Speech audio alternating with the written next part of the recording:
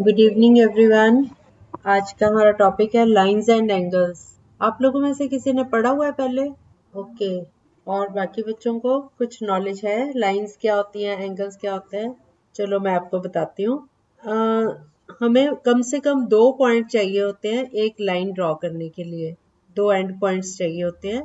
तो अगर हमें एक पेपर के ऊपर 2 पॉइंट ले लेते हैं और उन दोनों को आपस में ज्वाइन कर देते हैं स्केल की हेल्प से, क्योंकि सीधा अगर आप लगाओगे तो थोड़ी बहुत टेढ़ी मेढ़ी आती है लाइन।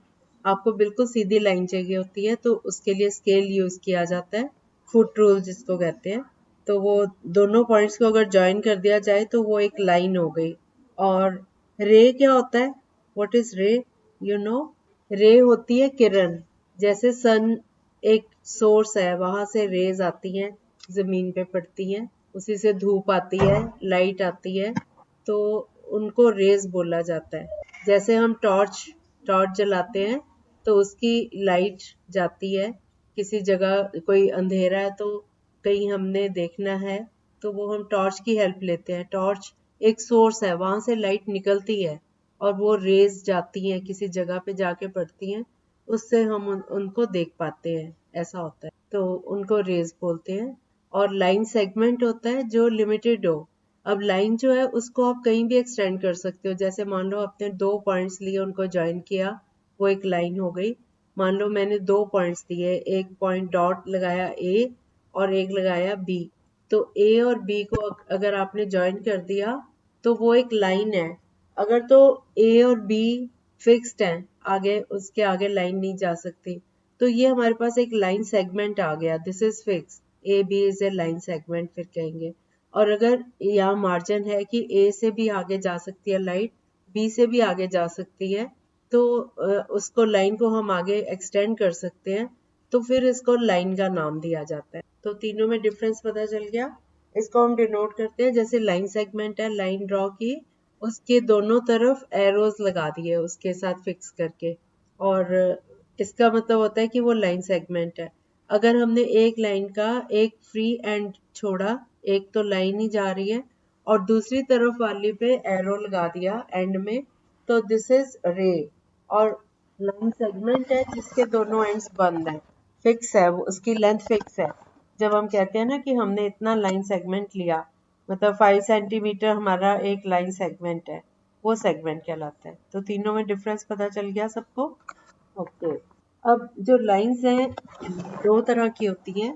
या तो कोई भी दो लाइंस आपस में इंटरसेक्ट करेंगी या वो पैरेलल होंगी। ठीक है? जो पैरेलल हैं लाइंस, वो इक्वी डिस्टेंट रहेंगी, चाहे जितना मर्जी उनको एक्सटेंड कर लो, उनका आपस में डिस्टेंस बराबर रहेगा हर जगह पे। तो लाइंस को पैरेलल लाइंस बोलते हैं। और अगर वो पैरेलल नहीं जा रही, उनका आपस में कहीं ना कहीं फिर वो कट करेंगी, एक दूसरे को इंटरसेक्ट करेंगी। तो लाइंस दो तरह की होती हैं, एक तो है पैरेलल लाइंस और दूसरी है इंटरसेक्टिंग लाइंस। ओके। जो पैरेलल है ना, मान लो हमने पैरेलल लाइंस दो ड्रॉ की हैं, तो वो थ्रू आउट एक दूसरे के बराबर डिस्टेंस रहेगा। जैसे मान लो आप जैसे घर में रहते हो, हाँ, yes, railway track. Railway track में जो ट्रैक्स हैं वो पैरेलल चलते हैं। बहुत अच्छा एग्जांपल दिया आपने, गुड। वो दोनों पैरेलल चलते हैं। अगर वो इंटरसेक्टिंग हो जाएंगे तो ट्रेन उस पर चल ही नहीं पाएगी, ट्रेन एक्सीडेंट हो जाएगा, गिर जाएगी। तो वो ट्रैक्स का पूरा ध्यान रखा जाता है कि वो दोनों पटरियां जो है उसकी, वो दोनों पहिए, दोनों साइड के पहिए उनके ऊपर चलते हैं, तो वो दोनों लाइंस आपस में बिल्कुल पैरेलल चलनी चाहिए, इसका पूरा ध्यान रखा जाता है। और जैसे आपका सबसे ज्यादा जो यूज होता है, आपका मोबाइल है, मोबाइल चौरस शेप में होता है ना, तो वो इक्वी डिस्टेंट है। जो उसकी आप छू के देखो, जो उसकी लंबी वाली साइड है, दोनों साइड, वो इस कोने में भी उतना ही डिस्टेंट है आपस में जितना कि दूसरे कोने पे है। बराबर रहता है, ये नहीं कि एक तरफ छोटा और एक तरफ बड़ा, उसकी शेप ऐसे ही रहेगी, चौरस। ठीक है? तो दीज आर पैरेलल। आपका जो बोर्ड होता है, आपका जो नोटबुक्स होती हैं, बुक्स होती हैं, आप बुक को छू के देखो, आपको पता चलेगा कि वो यूनिफॉर्म है, रेक्टेंगल शेप में है। रेक्टेंगल में भी तो यही होता है ना, opposite sides are parallel to each other, है ना? अब हम दूसरी टाइप पे आते हैं, इंटरसेक्टिंग लाइंस। जो दो लाइंस इंटरसेक्ट करती हैं तो उन दोनों लाइन से 4 एंगल बन जाते हैं। मान लो एक लाइन है ए बी, दूसरी लाइन है C D. A B C D को क्रॉस कर रही है एट पॉइंट ओ। ओ पे दोनों एक दूसरे को इंटरसेक्ट कर रही हैं। तो A O B, B O C, C O D, D O ए, ये 4 एंगल्स बन जाएंगे। ओके, ये चीज समझ आ गई सबको? नहीं, हाँ, ओ पॉइंट से ए बी सी डी निकल रहे हैं तो वो मतलब चारों तरफ फैल गए ना। अगर आप एंगल उनको ज्वाइन कर दो, ओ से ए को ज्वाइन कर दो, ओ को बी से, ओ को सी से, ओ को डी से, तो ए ओ बी एक एंगल बन गया। फिर बी ओ सी, एंगल क्या चीज होती है ये पता है? जैसे दोनों एंगल, दो साइड्स आपस में जहां पे ज्वाइन हो रही हैं एक पॉइंट पे, मान लो इंटरसेक्ट कर रही हैं या ज्वाइन हो रही हैं दोनों, उस पॉइंट पे एक एंगल बनता है। भी दोनों आपस में कितनी दूरी पे हैं, उनका दोनों के बीच का एंगल क्या है, तो वो जो एंगल है दोनों का डिस्टेंस वो मेजर होता है। एंगल उसको नाम देते हैं कि दोनों के बीच में कितने डिग्री का एंगल है। एक पॉइंट के चारों तरफ अगर पूरा एक राउंड लिया जाए, सर्कल बना दिया जाए, तो ये कंप्लीट एंगल बन जाता है 360 डिग्रीज का।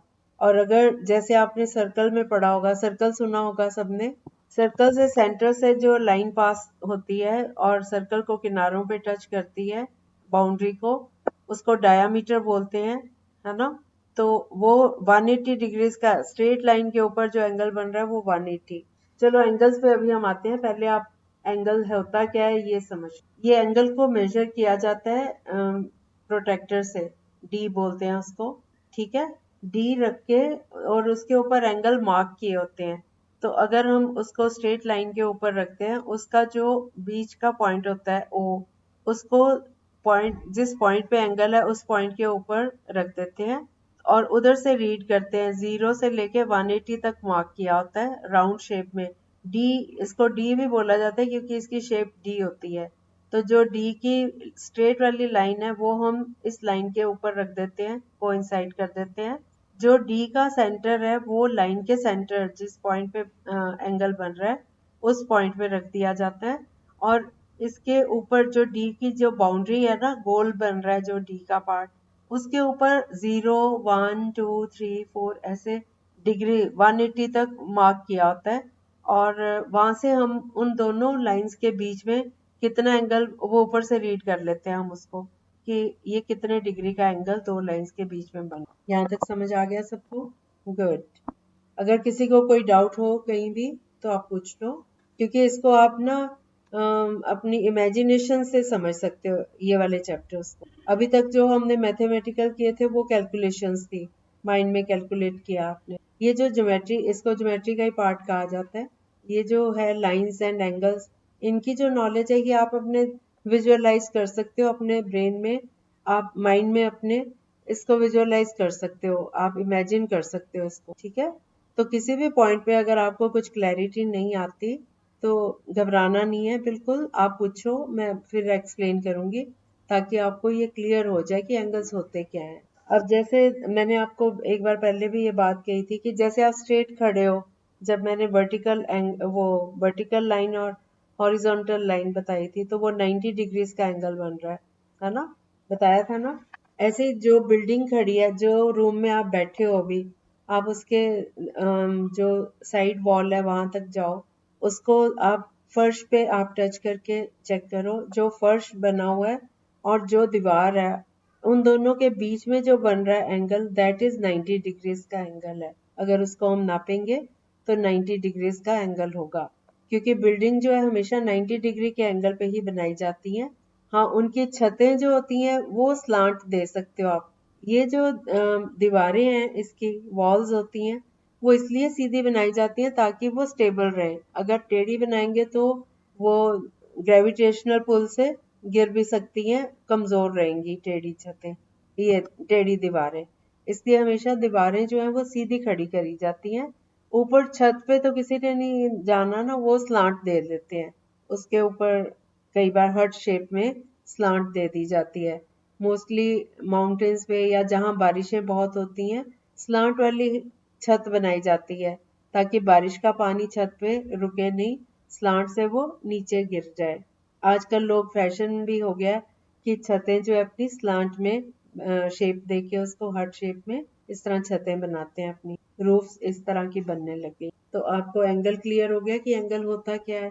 आप अपनी फिंगर्स, दो फिंगर्स को खोल लो जितना खोल सकते हो। जो आपकी अंगूठे के साथ, थंब के साथ वाली फिंगर है और उससे नेक्स्ट फिंगर, इनको दो को आपस में खोल लो। जो सेंटर में आप टच करके इसको फील करो, दिस इज एंगल। अब ये 90 का नहीं है, आप फील करोगे ये छोटा एंगल बन रहा है। 90 डिग्रीज उतना नहीं बन रहा जितना दीवार का फर्श के साथ बना था, तो ये छोटा बन रहा है, इसको बोलते हैं एक्यूट एंगल। और जो आपका थंब है और फर्स्ट फिंगर है उसके साथ, इन दोनों में देखो, आप टच दूसरे हैंड से टच करके इसको खोल लो, हथेली को खोल लो पूरा। जो अपनी फिंगर्स है उनको इकट्ठा करके सीधा खोल लो, सीधा रखो, और अंगूठा सिर्फ थंब को खोल लो। तो आपका ये मोस्ट प्रोबेबली सबका ही 90 डिग्रीज का एंगल बनेगा। ये डिपेंड करता है, कई लोगों का जो थंब होता है वो पीछे की तरफ ज्यादा बेंड हो जाता है, तो उनका 90 से थोड़ा सा बड़ा भी हो जाता है एंगल। कई लोगों का ज्यादा पीछे नहीं जाता, ये इंडिविजुअल टू इंडिविजुअल वेरी करता है, लेकिन मोस्टली ये अराउंड 90 डिग्रीज का एंगल बन जाता है, ठीक है। और जो आपका फिंगर्स के बीच में एंगल बन रहा है वो एक्यूट एंगल है। आप अपनी बाजू को मोड़ो, कोनी, कोनी जो है आपकी एल्बो, उसको बेंड करो, अपने हाथ को अपनी नेक तक लेके जाओ। ये आपने टाइट कर लिया। जब आप इसको सीधा स्प्रेड करोगे कि अपनी जो अपर आर्म है उसको आप अपनी चेस्ट के साथ लगा के रखोगे, और सिर्फ नीचे वाला जो पार्ट है, एल्बो के नीचे का पार्ट, उसको स्ट्रेट खोलोगे, तो आपकी एल्बो के अंदर की साइड पे यहाँ पे भी एक एंगल बन, ठीक है। आपकी जो लेग है उसके आगे आपका फुट स्टार्ट होता है, वो भी 90 डिग्रीज का एंगल। अगर आप सीधे खड़े होते हो, आप अपनी लेग को छू के देखो और आगे पैर को छुओ, तो ये जो दोनों के बीच में एंगल बन रहा है, this is also angle of 90 degree. तो 90 डिग्रीज का एंगल तो आपको पता चल गया। अगर आप सीधे लेट जाते हो तो आपके स्टमक के ऊपर जो स्ट्रेट है, स्टमक के ऊपर आपका 180 डिग्रीज एंगल बन रहा है, क्योंकि ये स्ट्रेट लाइन है। 90 इधर, 90 उधर, 90 प्लस 90 सीधी लाइन बन रही है 180 की। जो डी की शेप होती है उसकी जो नीचे वाली लाइन है स्ट्रेट है, तो this is a 180 degree angle. 0 से लेके 180 डिग्री तक उसके ऊपर नंबर्स लिखे होते हैं। और जो सेमी सर्कल में अगर हम डायमीटर ड्रॉ करते हैं, सेंटर से पास थ्रू होता है वो भी एक 180 डिग्रीज का एंगल है। अगर एक और डायमीटर उसमें उसके सेंटर से ही निकल रहा है, तो वो उसको एक भी एंगल 90 का बना रहा है, तो चारों एंगल 90 के होंगे जो सेंटर के साथ वो लाइन ड्रॉ कर रही है। मान लो ए बी और सी डी दो डायमीटर्स हैं, they are passing through centre O, तो ए ओ बी जो है वो हमें गिवन है कि 90 डिग्रीज है, क्योंकि ए ओ सी ये भी, ये 180 है ना, ये अगर इसका पहला एंगल 90 है तो उसके साथ वाला एंगल वो भी 90 होगा, 90 प्लस 90 180। इसी तरह से बाकी दो एंगल भी 90 90 के होंगे। उसके बाद एंगल्स क्लियर हो गए आपको। अब एंगल्स की टाइप्स बता देती हूँ आपको। एक तो होता है जो 90 डिग्री से कम होता है, 50 डिग्री हो, 60 हो, या 40 80 कुछ भी हो, ये सारे जो एंगल 90 से छोटे होते हैं इनको एक्यूट एंगल बोलते हैं, ACUT, acute angle. These are angles less than 60 degrees. फिर 90 डिग्रीज का एंगल होता है राइट एंगल और जो 90 डिग्री से बड़ा होता है और 180 से छोटा, उसको क्या बोलते हैं, ऑब्ट्यूस एंगल, ठीक है। 90, तीन मैंने बता दी। जो मैंने बताया आपको कि जो 0 से 90 के बीच में आता है वो एक्यूट है।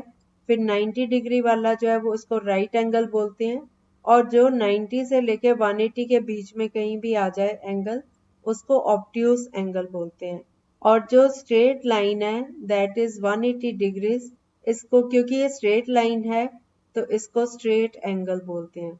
उसके बाद जो 180 से बड़ा एंगल है वो रिफ्लेक्स एंगल, क्योंकि जो पहला एंगल है वो मान लो ओ पॉइंट है, तो AOB एक एक्यूट एंगल है, तो AOB जो एक्यूट वाला एंगल है उसके पिछली वाली साइड पे जितना भी एंगल बन रहा है that is called reflex angle. Reflex angle का मतलब 360 डिग्री में से एक्यूट एंगल माइनस कर दो, बाकी जितना बचा सर्कल का वो पूरा एंगल रिफ्लेक्स एंगल कहलाता है। ठीक है, ये जो मैं बता रही हूँ आपको पॉइंट्स, ये सारी बेसिक नॉलेज है लाइंस एंड एंगल्स की।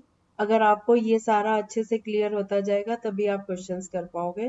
तो इसको ध्यान से सुनना है, और ये ऑडियो से आपने ये सारी चीजें लर्न भी करनी है आज। ठीक है, ऑडियो फिर से सुनना घर में बाद में क्लास के बाद। और फिर ये जो टर्म्स मैंने बताई हैं, अगर बेशक नोट्स बना लो इनके अपने पास, कहीं भी जहाँ भी जैसे भी आप नोट कर सकते हो नोट कर लो, ताकि क्योंकि आगे सारी ये चीजें काम आने वाली हैं। उसके बाद डॉट तो पता ही है ना आपको, एक छोटा सा बिंदु। ओके। उसके बाद हमने एंगल्स की बात कर ली। अब एक और चीज बतानी थी कि अगर कोई जो भी पॉइंट्स हैं, अगर मान लो एक स्ट्रेट लाइन है, उसी लाइन के ऊपर पॉइंट्स हैं, A B C D points हैं, डॉट्स लगा रखे हैं हमने। अगर वो सारे पॉइंट्स उसी लाइन के ऊपर हैं तो इन पॉइंट्स को बोला जाता है कोलिनियर पॉइंट्स। को मतलब साथी, लाइन मतलब सेम लाइन के ऊपर। जैसे कोई इकट्ठे काम करते हैं तो कहते हैं ही इज माई को वर्कर, है ना। ऐसे कोलिनियर, कोलिनियर मतलब ये सारे पॉइंट एक ही लाइन के ऊपर आ रहे हैं, कोलिनियर। और जो पॉइंट लाइन के ऊपर नहीं है, मान लो एक लाइन के ऊपर 3 पॉइंट्स हैं ए बी सी, और डी जो है वो लाइन के परे वैसे ही स्पेस उसने लिया हुआ है, कहीं भी प्लेन के ऊपर कहीं भी एक डी पॉइंट है, तो फिर हम ये कहेंगे कि A B C and D are non collinear. या तो कोलिनियर पॉइंट्स होंगे या नॉन कोलिनियर। अगर सारे एक ही लाइन में पॉइंट आ रहे हैं तो कोलिनियर, अगर एक भी पॉइंट परे हो गया या स्कैटर्ड है, एक लाइन के ऊपर नहीं है पॉइंट्स, तो उनको हम बोलते हैं नॉन कोलिनियर।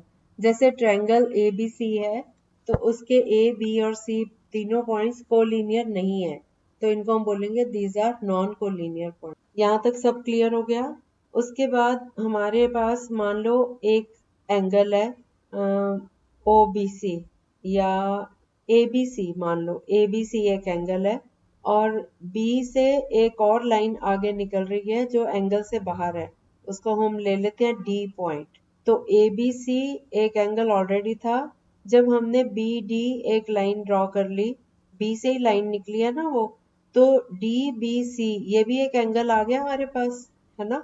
ये हमारे पास दो एंगल हो गए, एक तो ए बी सी पहले से ही दिया हुआ था, और एक डी पॉइंट कहीं और लेके बी को ज्वाइन कर दिया, तो डी बी सी ये भी एक एंगल हमारे पास आ गया। ये दोनों एंगल्स की एक कॉमन आर्म है, दैट इज बी सी। नहीं, अभी 180 वाला नहीं बताया मैंने, अभी मैं एडजेसेंट एंगल्स बता रही हूँ कि एक एंगल है ए बी सी और हमने एक एंगल बना लिया सी बी डी। ठीक है, ये दोनों एंगल्स एक ही लाइन मतलब इनकी एक कॉमन आर्म है और वर्टेक्स एक ही है, बी के ऊपर ही बन रहे हैं दोनों। तो जो मतलब ये एक इनकी कॉमन आर्म रहेगी बी सी। हमारे पास एंगल है ए बी सी और C B D, C B इन दोनों की कॉमन आर्म है। तो ये एंगल ए बी सी और डी बी सी, ये दोनों एंगल्स को बोलते हैं एडजेसेंट एंगल। एडजेसेंट मतलब साथ साथ के एंगल। जैसे आपका घर है, आपके पड़ोसियों का घर है, दोनों की वॉल कॉमन है, ये सबको पता है ना। ये आपके घर में ही एक कमरा बना हुआ है, दूसरा कमरा बना हुआ है, दोनों की एक कॉमन आर्म, एक कॉमन वॉल है। इसी तरह ये वाले दोनों एंगल्स की एक कॉमन वॉल है, बीच में एक कॉमन आर्म है, आर्म बोलते हैं साइड ऑफ द एंगल। तो इन दोनों एंगल्स को एडजेसेंट एंगल हम कहते हैं ना। हमारे एडजेसेंट वाले घर में रहते हैं, नेबर्स को, नेबर्स का घर होता है ना, हमने किसी को नंबर भी बताना होता है, हम कहते हैं हमारे एडजेसेंट रहते हैं ये लोग, है ना। ऐसे ये है एडजेसेंट। बार बारिश आ गई लगता है। हाँ, तो कंटिन्यू कर रहे हैं। तो आपको ये क्लियर हो गया ना, दोनों आर्म्स का एडजेसेंट एंगल्स पता चल गए। अब बीसी को नहीं किया, बी से एक लाइन और निकाली। हाँ, हाँ, तो उससे बी डी, बी पॉइंट से एक और लाइन निकली थी, डी तक गई थी, तो डीबीसी एक एंगल बन गया। अब ये दोनों एंगल्स की एबीसी एक पहले से ही बना हुआ था, अब ये सी बी डी एक एंगल बन गया, तो दोनों में बीसी लाइन जो है कॉमन है, अब समझ आ गया? तो ये दोनों एडजेसेंट एंगल हैं, ठीक है। और बी जो है, पॉइंट बी है, वो कॉमन वर्टेक्स, वर्टेक्स बोलते हैं पॉइंट जहां से ये सारी लाइंस निकल रही हैं। हाँ हाँ, जैसे ट्रायंगल का एक, हाँ ट्रायंगल का एक कॉर्नर जो है वो दूसरा कॉर्नर फिर तीसरा कॉर्नर, उनको वर्टेक्स बोलते हैं। ऐसे इसको वर्टेक्स बोलते हैं जहां से ये लाइंस निकल रही हैं, ठीक है। कॉमन वर्टेक्स है। और दो एंगल्स की अगर दो एक तो कॉमन आर्म है और दो नॉन कॉमन आर्म है, हमारे पास तीन आर्म्स आ गई, ए बी, बी सी और बी ए, बी सी और बी डी। बी से निकल रही हैं तीनों लाइंस। बी ए ऊपर चली गई, बी सी राइट साइड पे थोड़ा नीचे चली गई और बी डी और नीचे अलग से चली गई। तो तीन शाखाएं निकल रही हैं बी से। इनमें बी सी कॉमन लाइन है और बी ए और B D these are non common arms. अब क्लियर हो गया? अब अगर हम कहें तो angle A B D is equal to A B C plus C B D, दोनों का जोड़ जो है वो बराबर होगा। जो एडजेसेंट एंगल है उन दोनों का जोड़ पूरे बड़े, एक बड़ा एंगल भी तो बन गया ना ए बी डी, जिसमें ए बी सी एक एंगल था और सी बी डी दूसरा एंगल, तो ये कंबाइन होके ए बी डी एक बड़ा एंगल बन गया ना। अगर हम बीच वाली आर्म को इग्नोर कर दें तो ये एक बड़ा एंगल बन गया ना। नहीं समझ आया? हाँ, ए से लेके डी तक एक बड़ा एंगल बन गया ना, A B C plus C B D. मैंने दो एंगल बनाए ना जो दोनों एडजॉइनिंग है, कॉमन आर्म है वो वाले। तो ए बी सी और सी बी डी दो एंगल्स हैं। अगर हम दोनों को इकट्ठा एक एंगल ले लें, है तो एक ही पॉइंट से निकल रहे हैं ना, तो वो छोटा एक एंगल पहले जो बनाया था ए बी सी और उसमें सी बी डी को ज्वाइन कर दें, इकट्ठा कर दें, दोनों को ऐड कर दें, तो ये बन गया ए बी डी, एक ही एंगल बन गया, ठीक है। मान लो एक एंगल था 70 डिग्री का, दूसरा एंगल हमने 30 डिग्री का बना दिया। मान लो ए बी सी 70 डिग्री है और सी बी डी 30 डिग्री है, तो 70 प्लस 30 ये बड़ा एंगल हो गया ना ए बी डी। अगर हमें पूछा जाए ए बी डी कितने डिग्री का है, तो 70 प्लस 30, जो दो एडजेसेंट एंगल है उन दोनों को हम ऐड कर देंगे, तो वो बड़ा एंगल ए बी डी, उसका मेजरमेंट पता चल जाएगा, ठीक है। नहीं आया तो मैं फिर से बता रही हूँ। एक एंगल हमने ए बी सी बनाया विच इज ऑफ 70 डिग्रीज, फिर हमने सी बी डी, बी से ही एक और लाइन डी खींची और सी बी डी जो एंगल बना नया वाला वो है 30 डिग्रीज का। अब ये angle A B C plus C B D, इन दोनों को प्लस करके कितना आएगा, 70 प्लस 30 100 डिग्री। इसी तरह से अगर हम एक स्ट्रेट लाइन ड्रॉ करते हैं और बाहर मान लो हमने एक लाइन ली ए बी और एक बाहर पॉइंट ले लिया डी, और डी से जो ए बी है उस पे हमने पॉइंट ले लिया उसी लाइन पे सी, तीन पॉइंट्स को लीनियर है, डी लेकिन आउटसाइड है।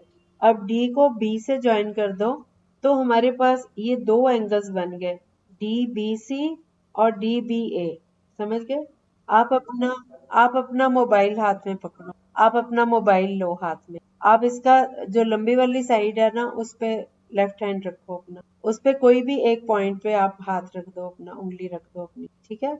और ऊपर जो उसके पैरेलल वाली साइड है वहां से किसी भी पॉइंट से ऐसे इमेजिन करो वहां से एक लाइन आके आपकी फिंगर को टच कर रही है, तो एक राइट साइड पे एंगल बन गया बेस के साथ। ये बेस है जो लाइन आपने हाथ में पकड़ी है, ठीक है। तो आपका ये एक बेस बन गया। ऊपर से जहां जिस पॉइंट से आपने लाइन ड्रॉ करी है, एक राइट साइड पे एंगल बन गया और एक लेफ्ट साइड पे बन गया, स्ट्रेट लाइन के ऊपर ये दो एंगल बन गए। तो इन दोनों एंगल्स का सम, ये दोनों एडजेसेंट एंगल बने क्योंकि ऊपर से हम एक लाइन लाके मोबाइल से ऊपर से एक लाइन लाके एक पॉइंट पे हमने उसको जोड़ा है, तो एक राइट साइड पे एंगल बन गया। मान लो ऊपर से आया था डी, आपने आपका जो मोबाइल के दो कॉर्नर्स हैं स्ट्रेट लाइन के, ए और सी ले लिए चलो मैंने, और बीच में जहां आपने फिंगर रखी है उसको बी ले लिया, और ऊपर से डी से बी तक एक लाइन ले आए, तो डी बी सी एक एंगल बन गया और डी बी ए लेफ्ट साइड पे एक एंगल बन गया। इतना समझ आ गया? अब इन दोनों का जोड़ जो है वो 180 होगा। This is these two angles are linear pair इनको हम लीनियर पेयर बोलते हैं क्योंकि ये स्ट्रेट लाइन के ऊपर बन रहे हैं। जो मैंने पहले एग्जांपल लिया था 70 और 30, वो लीनियर पेयर नहीं था। लीनियर पेयर होता है कि उनका सम 180 हो। अब जो मैंने अभी डीबीसी एक एंगल बताया आपको, एक डीबीए बताया, इन दोनों का जो सम होगा दैट शुड बी 180। ये दो एंगल्स बन गए एबीडी। हम एबीडी भी बोल सकते हैं, डीबीए भी बोल सकते हैं। बी सेंटर में आना चाहिए। जिस पॉइंट पे एंगल बन रहा होता है वो सेंटर में आना चाहिए, चाहे आप इधर से चलो चाहे उधर से आओ। एबीडी या dBA one and same thing. इसी तरह से डीबीसी और CBD one and same thing. हम इसको एंगल बी भी बोल देते हैं, लेकिन यहाँ पे हम नहीं बोलेंगे क्योंकि बी पॉइंट पे हमने दो एंगल्स अलग अलग बनाए हैं। अगर हम एक ही एंगल बनाते हैं ए बी, हाँ, लीनियर पेयर स्ट्रेट लाइन के ऊपर बनता है जिनका सम 180 होता है। लीनियर पेयर वही होता है। हाँ, अगर हमें स्ट्रेट लाइन ना भी मेंशन की हो, अगर कहा जाए कि टू एडजेसेंट एंगल्स का सम 180 है, तो दैट इज अंडरस्टूड कि ये लीनियर पेयर है। स्ट्रेट लाइन के ऊपर स्ट्रेट एंगल बनता है ना 180 डिग्री। तो अगर पॉइंट्स को लीनियर हैं और ऊपर से एक एंगल बन रहा है, तो दोनों जो एंगल बनेंगे उनका सम हमेशा 180 रहेगा। तो ये मैंने अब आपको बताया लीनियर पेयर। हाँ जी बोलो। अगर एडजेसेंट एंगल्स का सम 180 हो तो हम कहेंगे yes this is linear pair, चाहे हमें ये ना भी हाँ, वो उसमें हम लीनियर पेयर, हाँ उसमें हम लीनियर पेयर नहीं कहेंगे क्योंकि एक एंगल 70 का लिया, दूसरा 30। 70 प्लस 30 इज 100, 180 नहीं होता। 70 और 30 का सम 100 है ना, 180 नहीं है। तो वो सिर्फ एडजेसेंट एंगल्स हैं, they are not forming linear pair. ठीक है।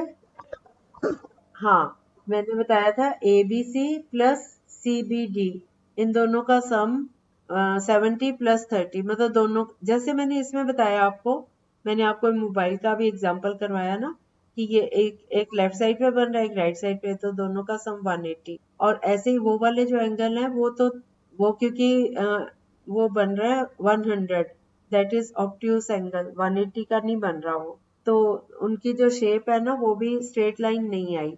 तो वो एक कॉमन वर्टेक्स था बी, एक एंगल ए बी से दिया हुआ था, और बी से ही हमने एक और लाइन ड्रॉ करके एंगल सी बी डी एक अलग से एंगल बन गया, लेकिन बी सी उनकी कॉमन आर्म थी। तो ये दोनों angles adjacent to each other हैं, साथी तो हैं ये दोनों। का सम 180 नहीं है, सम तो इनका 100 है। तो लीनियर पेयर नहीं बना ये, बट एडजेसेंट एंगल तो वो रहेंगे। जिसकी भी कॉमन आर्म है, दो ऐसे एंगल्स जिनकी आर्म एक कॉमन चल रही है, दीज आर एडजेसेंट एंगल। अगर हम मान लो ए बी सी हमने एंगल बनाया, सी बी डी बनाया, फिर एक और एंगल ई बी डी भी बना लेते हैं मान लो, तो ई बी डी और ए बी सी ये दोनों जो है एडजेसेंट नहीं है क्योंकि इनके बीच में एक और एंगल फंसा हुआ है, बी सी बी डी, है ना।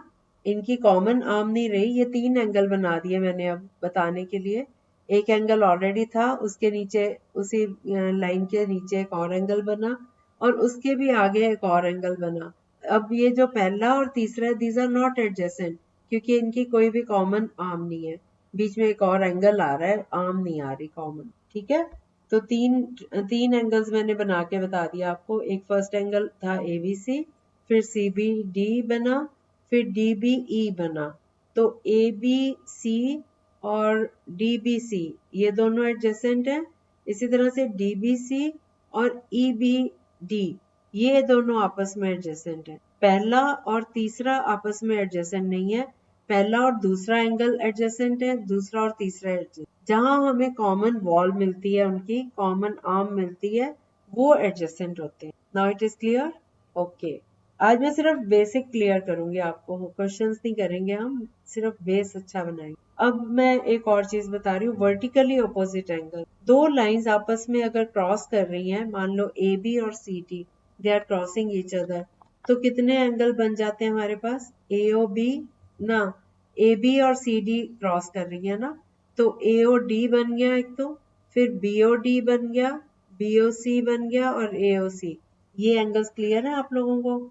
आप अपनी दोनों हाथ के अंगूठों को एक दूसरे को क्रॉस करो, लेकिन फिर आप, हाँ, सी और डी नहीं बेटा, हमने एक लाइन ऊपर से नीचे आ रही है ए बी, ठीक है, कैसे बताऊं आप? हाँ, आप ऐसे करो, आप अपने या तो फिंगर पे एक पेन या पेंसिल रख लो, ऐसे पकड़ लो। हाँ, हाँ, आप अपनी फिंगर को एक को दूसरी के साथ क्रॉस करो। तो आपके ये दोनों फिंगर्स का आप अपने सामने अगर रखते हो, तो एक राइट साइड के ये उस तरह का बन गया ना, जैसे कोऑर्डिनेट सिस्टम मैंने आपको समझाया था, आपको उससे समझ आ जाएगा। यस, आपको मैंने एक्स एक्सिस और वाई एक्सिस ये दोनों सिखाए थे ना, ये सबको पता है ना? कोऑर्डिनेट सिस्टम जब हमने चैप्टर किया था, सबको पता है ना? एक एक्स एक्सिस होता है, एक वाई एक्सिस होता है। ये दो लाइंस आपस में एक दूसरे को क्रॉस कर रही हैं। मान लो हमने एक्स एक्सिस को हमने ले लिया ए बी, और उसको ले लिया वाई एक्सिस को ले लिया सी डी, और दोनों लाइंस जो है एक दूसरे को क्रॉस कर रही हैं एट द पॉइंट ओ। ठीक है, ओ पे क्रॉस कर दिया। तो हमारे अब मेरे सामने जो फिगर आ रही है, उसमें जो फर्स्ट क्वाड्रेंट है that is B O D. ये ओ पे जो एंगल बन रहा है, B O D, this angle, ये फर्स्ट क्वाड्रेंट में जो एंगल बन रहा है सेंटर के साथ, that is B O D. इसी तरह से सेकंड क्वाड्रेंट में जो बन रहा है, डी ओ ए या ए ओ डी बोल सकते हो। फिर थर्ड क्वाड्रेंट में जो बन रहा है, ए ओ सी, और फोर्थ क्वाड्रेंट में बी ओ सी। ये समझ आ गया? हाँ, बताती हूँ। हमने फर्स्ट क्वाड्रेंट वाला जो एंगल है, बेशक उस एंगल को 1 नंबर दे दो, सेकंड क्वाड्रेंट वाले को 2 नंबर दे दो, और थर्ड क्वाड्रेंट वाले को 3 और फोर्थ वाले को 4। ओके, आप नंबरिंग कर लोगे तो आपको बहुत इजी लगेगा। हम क्वाड्रेंट के हिसाब से दिमाग में बिठा लेते हैं। फर्स्ट क्वाड्रेंट, जैसे दो लाइंस क्रॉस कर रही हैं, जरूरी नहीं है ये 90 डिग्रीज पे ही हो। जैसे एक्सेस एक्सेस और वाई एक्सेस वो तो 90 डिग्रीज पे क्रॉस करते हैं ना। ये जरूरी नहीं है कि ये वाली जो लाइंस है ये 90 पे क्रॉस कर रही हो, ये वैसे भी कर सकती हैं। आप इमेजिन करो कि फर्स्ट क्वाड्रेंट वाले जो एंगल बन रहा है ओ पे, उसको हमने नंबर 1 दे दिया, और जो सेकंड क्वाड्रेंट है सेकंड के साथ 2 दे दिया, थर्ड क्वाड्रेंट क्वाड्रेंट वाले एंगल को 3 नंबर, और फोर्थ क्वाड्रेंट वाले को 4 नंबर। अब आप एंगल्स आपके दिमाग में बैठ गए कि कौन सा एंगल कौन सी साइड आ रहा है। अब फर्स्ट क्वाड्रेंट वाला एंगल 1 और एंगल 3, ये दोनों आपस में वर्टिकली अपोजिट एंगल है। ये आमने सामने है एक दूसरे के, वर्टिकली अपोजिट अपोजिट है एक दूसरे के। और 1 2 जो है वो अपोजिट, 1 और 3 अपोजिट हो गए। इसी तरह से 2 और 4 आपस में अपोजिट एंगल्स हैं। तो इनमें हमने 1 से लेके 4 तक एंगल्स का एक रिलेशन हमने ये सीखा कि angle 1 is equal to angle 3, angle 2 is equal to angle 4। These are vertically opposite angle. Okay, और 1 और 2 आपस में एडजेसेंट है, 2 और 3 आपस में एडजेसेंट है क्योंकि इनकी कॉमन वॉल है AO। फिर 3 और 4 ये दोनों एडजेसेंट है, इनकी कॉमन वॉल है OC।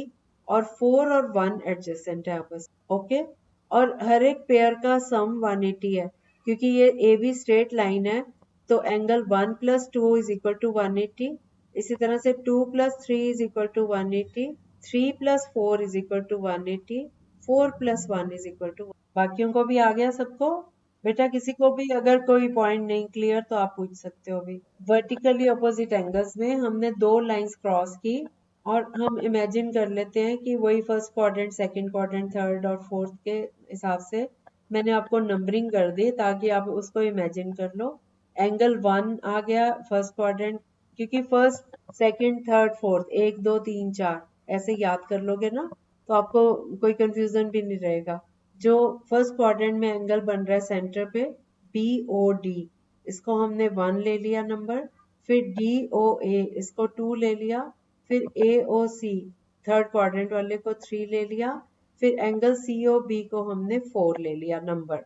तो 1 ऊपर से एंटी क्लॉकवाइज चलो, राइट साइड पे 1 आया, लेफ्ट साइड पे 2, नीचे लेफ्ट साइड पे 3, और राइट साइड पे नीचे जो है वो 4 आया। ठीक है, तो 1 और 3 ये वर्टिकली अपोजिट हैं, आमने सामने पड़ रहे हैं एक दूसरे के। इसी तरह से 1 और 3 इक्वल है और आमने सामने वर्टिकली अपोजिट है। इसी तरह से 2 और 4 वर्टिकली अपोजिट एंगल्स हैं, and they are equal also. और हर एक पेयर का सम 180 है जो साथ साथ चल रहे हैं। 1 और 2 दोनों की कॉमन जो साइड है वो हॉरिजॉन्टल लाइन है ए बी, और 2 और 3 का सम 180 है, ये इनकी कॉमन आर्म है AO। फिर 3 और 4 का सम भी 180 है क्योंकि AB एक स्ट्रेट लाइन है और OC फॉल्स ऑन इट। ठीक है, इसी तरह से एंगल 4 + 1 = 180 क्योंकि CD स्ट्रेट लाइन है और OB उसके ऊपर फॉल कर रही है, दोनों की कॉमन आर्म OB। अब क्लियर हो गया। और मैं आपको ये बता ही चुकी हूँ intersecting lines and non intersecting lines. Non intersecting lines वही होती हैं जो पैरेलल होती हैं, उनको नॉन इंटरसेक्टिंग भी कहा जाता है, और वो इक्वी डिस्टेंट रहती हैं। जितना मर्जी उनको लंबा खींचते जाओ लाइंस को, उनका हर जगह जहां भी आप नापोगे उनको मेजर करोगे आपस में इक्वी डिस्टेंट रहती हैं, चाहे जितनी लंबी मर्जी लाइंस ड्रॉ करो। ओके, आपके जो डोर्स बने होते हैं घर के या अलमीराज के, दरवाजे बने हुए हैं, खिड़कियां बनी हैं, तो वो भी दोनों जिधर से भी आप नाप लोगे वो आपस में ऊपर की साइड और नीचे की साइड दोनों इक्वी डिस्टेंट है। ब्लैक बोर्ड, आपके क्लासरूम का ब्लैक बोर्ड होता है, जो बोर्ड होता है वो इक्वी डिस्टेंट, ऊपर वाली लाइन और नीचे वाली लाइन बराबर डिस्टेंस रहता है। ये नहीं कि इधर से 10 फुट है तो उधर से 4 फुट रहे, ऐसे ट्रेपेजियम नहीं बनता, रेक्टेंगल शेप होती है। आपका जो लैपटॉप है, आपका मोबाइल है, ज्योमेट्री बॉक्स, आपकी बुक्स, आपकी नोटबुक्स, ये सब इक्वी डिस्टेंट। बेड्स, आपके बेड अगर ऐसे तो नहीं ना होते कि एक तरफ से चौड़ाई कम हो और एक तरफ से चौड़ाई ज्यादा हो, है ना, सब तरफ से डिस्टेंस बराबर रखा जाता है ना, रेक्टेंगल शेप में लिया जाता है उसको। अपोजिट साइड्स आर पैरेलल, तो ये पैरेलल साइड्स का ये होता है। और इंटरसेक्टिंग, आप आपकी चेयर्स कई बार इंटरसेक्टिंग डिजाइनर हो, इंटरसेक्ट करते हुए चलते हैं। टेबल्स के कई बार क्रॉस करते हैं, है ना, जो उनकी लेग्स होती हैं कई टेबल्स की क्रॉस करके भी बनाई जाती हैं।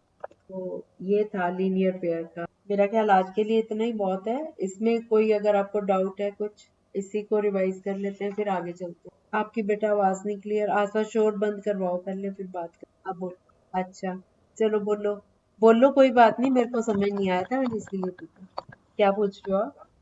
एक लाइन से स्टार्ट, एक पॉइंट से स्टार्ट होकर दूसरे पॉइंट तक जाती है लाइन। लाइन सेगमेंट, अगर पॉइंट फिक्स है कि आगे नहीं जा सकते, पॉइंट फिक्स है तो वो लाइन सेगमेंट। हमने जो कुछ आज किया मैं एक बार शॉर्ट में फिर से रिपीट कर देती। हमने किया सबसे पहले डॉट, आपको पता है पॉइंट को डॉट बोलते हैं। फिर मैंने आपको बताया था लाइन के बारे में, एक सीधी लाइन जो स्केल से ड्रॉ करते हैं, वो लाइन एक्सटेंड भी हो सकती है, आगे जा सकती है, दोनों तरफ से उसको हम बढ़ा सकते हैं।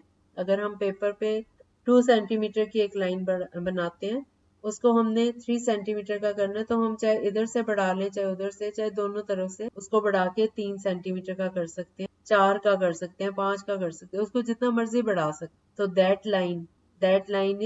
That is called a line. और लाइन सेगमेंट होता है जिसके दोनों एंड्स फिक्स्ड है। मान लो हमारा लिमिटेड है, उसकी जो लेंथ है वो फिक्स्ड है, हमें कहा गया कि 3 सेंटीमीटर की लाइन ड्रॉ करो, तो that is a line segment. और रे होती है जिसका एक एंड ओपन है, एक तरफ से वो बढ़ सकता है, एक फिक्स है। जैसे मैंने आपको 2 एग्जांपल दिए थे, सन और टॉर्च का। जैसे टॉर्च होती है ना, अब अगर डार्क है रूम, हम टॉर्च का यूज करते हैं। टॉर्च के बारे में सब जानते हो, सबको टॉर्च के बारे में पता है।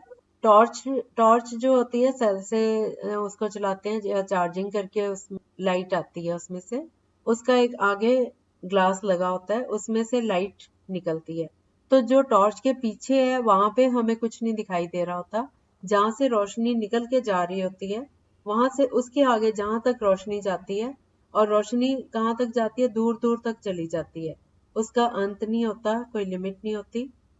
उसके आगे उसको जितना स्पेस मिलता है, जितनी पावरफुल है उतनी आगे तक उसकी लाइट जाती है, तो वो रेज है। ऐसे ही सन ऊपर, अब सन निकलता है तो हमें लाइट, दिन में सब कुछ क्लियर होता है, सारा लाइट आती है हमारे पास, तो वो सन जो है वहां से रेज निकल के आ रही हैं, वो सोर्स है, सोर्स ऑफ लाइट है, वहां से सारी रेज हमारी तरफ आ रही है। तो वो एक एग्जांपल है। दैट इज, उसकी जो आगे है एक एंड उसका लिमिटेड है, वो फिक्स्ड है कि सन से रेज आ रही है, लेकिन रेज कहाँ कहाँ स्कैटर होके जा रही हैं उनका कोई एंड नहीं। टॉर्च की लाइट कहाँ कहाँ तक जा रही होती है उसको हम नाप नहीं सकते एरिया को, चाहे पावरफुल है या नहीं, हम एरिया नहीं नाप सकते भी इतने एरिया तक जा रही है उसकी, जहां तक उसको मिलता है रास्ता वो जाती है, लेकिन उसकी एक सोर्स है जहां से वो निकल के आ रही है। तो इस चीज को बोलते हैं रे किरण, हिंदी में किरण बोल, ठीक है। एक मैंने ये बताया आपको लाइन सेगमेंट, लाइन और रे के बारे में। एक फिर मैंने बताया आपको एंगल्स के बारे में कि सबसे छोटा एंगल जो होता है 90 डिग्री से कम वाला, उसको हम एक्यूट एंगल बोलते हैं, और जो 90 डिग्रीज का है उसको राइट एंगल, और 90 से लेके 180 डिग्रीज तक होता है उसको ऑब्ट्यूस एंगल बोला जाता है। और सीधा जो स्ट्रेट लाइन के ऊपर एंगल बन रहा है दैट इज 180 एंगल, 180 डिग्रीज। और जो एक्यूट एंगल के बाकी पार्ट है, अच्छा कंप्लीट एंगल नहीं बताया मैंने आपको, एक पॉइंट के चारों तरफ पूरा घूम जाओ, पॉइंट हमने लिया, वहां से हमने एक छोटी सी लाइन ड्रॉ कर दी पॉइंट्स, तो वहां से अगर स्टार्ट करें पूरा घूम के सर्कल बन जाएगा, दैट इज कंप्लीट एंगल। जैसे आप डायामीटर से समझ सकते हो, डायामीटर जो है वो 180 डिग्रीज है, लेकिन उसका जो नीचे वाला पार्ट है वहां भी 180 बन रहा है, तो कंप्लीट एंगल जो बन रहा है सेंटर पे, सर्कल के सेंटर पे, दैट इज 360 डिग्रीज।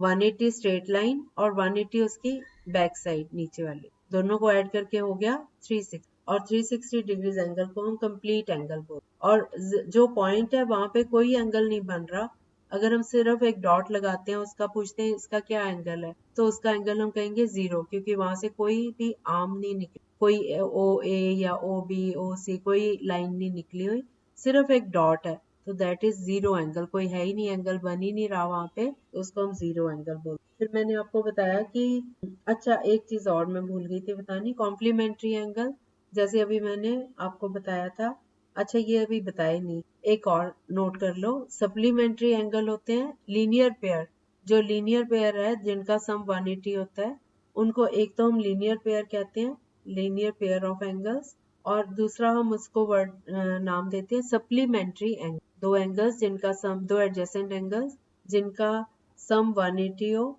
उनको हम कहते हैं सप्लीमेंट्री, और वो दो एंगल जिनका सम 90 डिग्रीज हो उनको हम कहते हैं कॉम्प्लीमेंट्री, ठीक है। और दो एंगल्स जिनकी कॉमन आर्म होती है उनको आपस में उनको बोलते हैं एडजेसेंट एंगल। फिर दो लाइंस अगर एक दूसरे को क्रॉस कर रही हैं तो आमने सामने वाले एंगल्स को बोलते हैं वर्टिकली अपोजिट एंगल्स, और वर्टिकली अपोजिट एंगल्स जो होते हैं वो और क्या बताया था रिपीट करने वाला, लाइंस दो तरह की होती हैं, एक इंटरसेक्टिंग लाइंस होती हैं और दूसरी पैरेलल लाइन, ठीक है। अब हम इसी के रिजल्ट के ऊपर एक थ्योरम भी करेंगे, 9th क्लास में आपकी थ्योरम्स भी आ गई। थ्योरम होती है कोई भी रिजल्ट को प्रूव करना, तो ये एक इंटरेस्टिंग सी थ्योरम है आगे, ओके। तो उसके लिए अब आपको आगे समझने के लिए आगे अब क्वेश्चन स्टार्ट हो रहे हैं, ये बेस था सारा, तो अगर आप इसको रिवाइज करके आओगे तो आपको आगे का फटाफट, तो आज का ये जरूर रिवाइज करके आना, ये वाली टर्म्स आपको याद होनी चाहिए जो जो मैंने आज, ओके। मुश्किल तो नहीं लगा कुछ भी, किसी को डिफिकल्ट लगा ये टॉपिक? चलो ठीक है, बाय बाय।